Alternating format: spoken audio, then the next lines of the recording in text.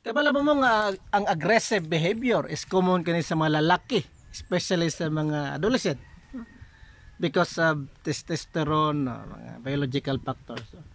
So mo na nga kaning mga lalaki or especially kaning mga adolescent, nasa adolescent period, kung ano yung mga aggressive, gusto kayo og something risky, gusto kayo og adventure because nasa ila.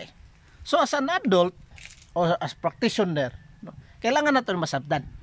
No, because na yung mga pagtuon nga mas effective nga instead ato ning pugan, i-channel na lang nato into other aspect.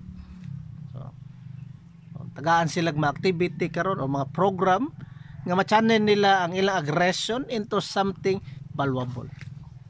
So muna yung mga challenge as adult, as practitioner or even sa to gobyerno para maiwasan ning mga gangsterism or kaning mga delinquency ginatawag or mga involvement sa mga minor into something like violation sa bala.